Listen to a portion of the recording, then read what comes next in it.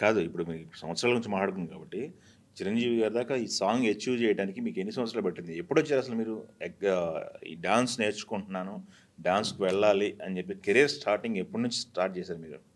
అంటే నేను అదే అండి. ఇప్పుడు ఎగ్జాంపుల్ మీకు ఒక విషయం చెప్తాను. చిరంజీవి గారు 2017లో కమ్‌బ్యాక్ వచ్చినప్పుడు నేను అప్పటికి డాన్స్ మాస్టర్‌కి సైన్ పెట్టేసా. కొరియోగ్రాఫర్‌గా సైన్ పెట్టేసా. అవునా? ఓకే. యాహ్! కొరియోగ్రాఫర్ సైన్ పెట్టేస్తే సో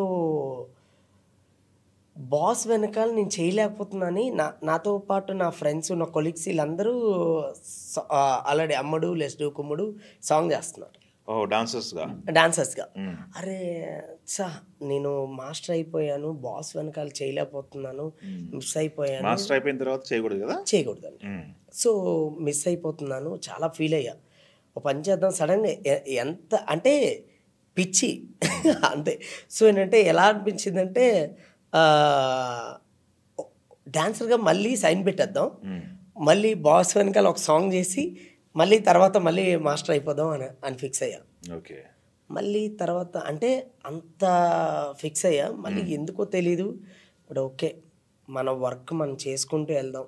ఏదో ఒక రోజు బాస్ చూస్తారేమో చూద్దాం. మన ప్రయత్నం అయితే మన హార్డ్ వర్క్ మాత్రం వదలకూడదు అని సో ఇంకా సూపర్ అలా గట్టిగా అంటే ఈ అదే డెస్టినీ అంటారు కదా. నాకు ఇంకోటి ఏంటంటే రాజేష్ గారు ఉన్నారు. సాయి రాజేష్ గారు. ఆయన మెగా ఫ్యాన్. ఆయన చిరంజీవి గారి ఫ్యాన్. నేను చిరంజీవి గారి ఫ్యాన్. నాకు ఫస్ట్ అవకాశం ఇచ్చింది సాయి రాజేష్ గారు. కొబ్బరిమట్లో అని సంపు గారితో చేశా యాక్చువల్లీ. సో ఆయన నా first demo.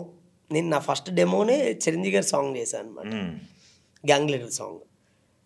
So gang leader song చేసింది ఫస్ట్ టైము సంపు గారేమి రాజేష్ గారికి పరిచయం చేసినప్పుడు ఆయన చూపించారనమాట. ఒకసారి డెమో చూపించండి మాస్టర్ అంటే ఆయన చిరంజీవి గారి డెమో చూసి ఆయన కూడా కనెక్ట్ అయిపోయాడు. వీడి కూడా చిరంజీవి గారి ఫ్యానే మనం కూడా అంటే అలా కనెక్ట్ అయ్యాను అనమాట. అక్కడ నుంచి ఆయన కూడా ఒక సాంగ్ వినిపించి ఆయన కొరియోగ్రాఫ్ చేసి చూపిస్తే అది ఆయనకి నచ్చి అక్కడ స్టార్ట్ అయింది అనమాట. మొదటి పాట అక్కడ నుంచి స్టార్ట్ అయింది. అవునండి. Okay, excellent. అయితే మీకు కెరీర్ అనేది వేరే వర్క్ కోసం వచ్చారు మీరు ఇక్కడికి. వచ్చి దానికి ఎంట్రీ ఎలా దొరికింది సినిమా ఫీల్డ్లోకి? ఎవరి దగ్గర మీరు జాయిన్ అయ్యారు స్టార్టింగ్ కెరీర్? అంటే మెయిన్గా అండి నేను యాక్చువల్లీ ఇక్కడికి వచ్చినప్పుడు మేస్త్రి వర్క్ వచ్చాను. ఓకే. సో నేను ఫస్ట్ మన స్వర్ణ మాస్టర్ ఐడియా ఉన్నారు. స్వర్ణ మాస్టర్ గారు ఉన్నారు కదా. స్వర్ణ మాస్టర్ గారి దగ్గర ఏజాస్ మాస్టర్ అని ఒక అతను వాళ్ళ బ్రదర్ అండి, కజిన్ బ్రదర్. ఆయన దగ్గర నేను డాన్స్ నేర్చుకోవడం జరిగింది. ఏజాస్ మాస్టర్. ఈరోజు నేను ఇక్కడ దాకా ఈరోజు ఇలా వచ్చాను, ఈవెన్ చిరంజీవి గారి దాకా నేను అందుకున్నానంటే అది కేవలం ఆయన నేర్పించిన డాన్స్. అది నేను ఎప్పటికీ నేను గుర్తుపెట్టుకుంటాను. ఎందుకంటే మా మాస్టర్ ఏజాస్ మాస్టర్.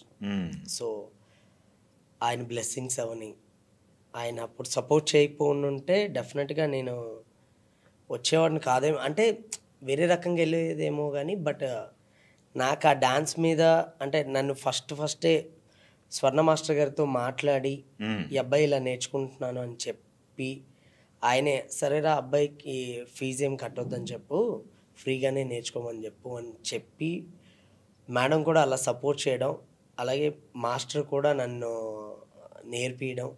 నేను అదే స్టూడియోలో డాన్స్ నేర్చుకొని మళ్ళీ నేను అదే స్టూడియోలో పిల్లలకి క్లాసెస్ చెప్తూ సో అక్కడ నుంచి ఈవెన్ టీవీ ప్రోగ్రామ్స్ కూడా చాలా వరకు చేశాను అనమాట. మీకు ఇందాక మీరు మాట్లాడుతూ మేస్త్రి వర్క్ చేయడానికి వచ్చానన్నారు. అక్కడ నుంచి ఇటు టర్న్ అవ్వాలి, ఈ లైన్ తీసుకోవాలని గైడెన్స్ ఎలా మీకు మీరే అనుకున్నారా? ఎవరైనా గైడ్ చేశారా?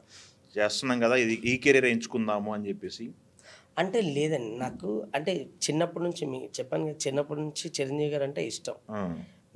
ఎప్పుడు వినాయక చవితి జరిగితే ఎప్పుడైనా మా ఇంట్లో వాళ్ళందరూ ఫస్ట్ నన్ను పెట్టేసి సాంగ్ పెట్టి డాన్స్ చేయమని. సో ఇంకోటి ఏంటంటే మా మమ్మీకి మా డాడీకి చాలా ఇష్టం చిరంజీవి గారు అంటే. సో అలా నేను ఇంకా నాకు విపరీతంగా డాన్స్ మీద అలా స్టార్ట్ అయింది.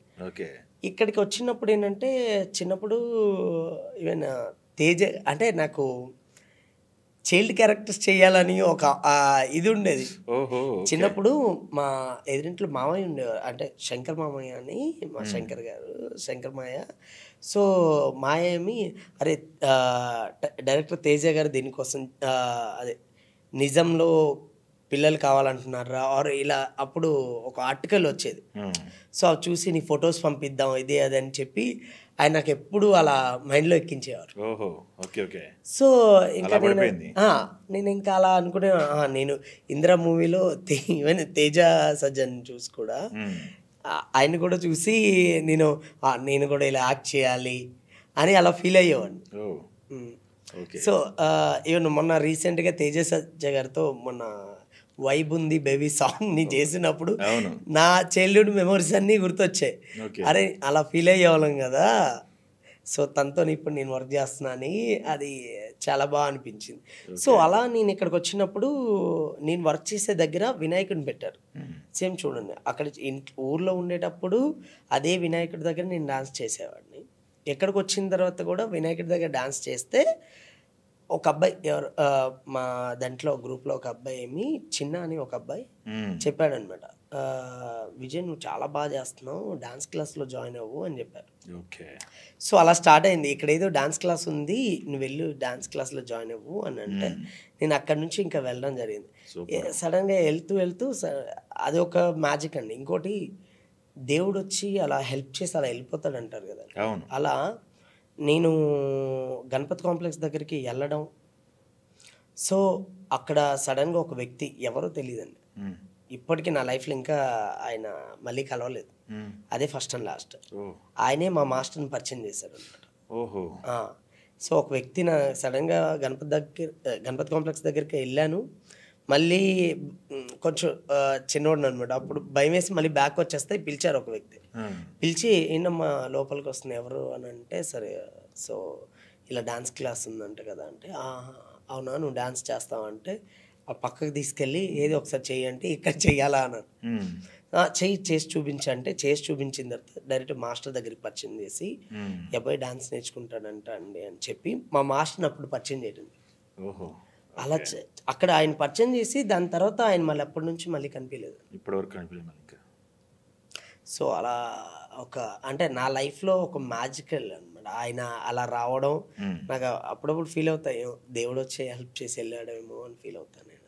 సూపర్, మంచి థాట్ అండి. అది నిజంగా. ఓకే. అంటే అలా ఇంకా నేను మళ్ళీ ఆ తర్వాత నేను ఒక 4-5 years నేను అదే ఏరియాలో ఉండేవాడిని, బట్ ఏ రోజు కూడా మళ్ళీ ఆ వ్యక్తి కనిపించలేదు నాకు. ఓకే.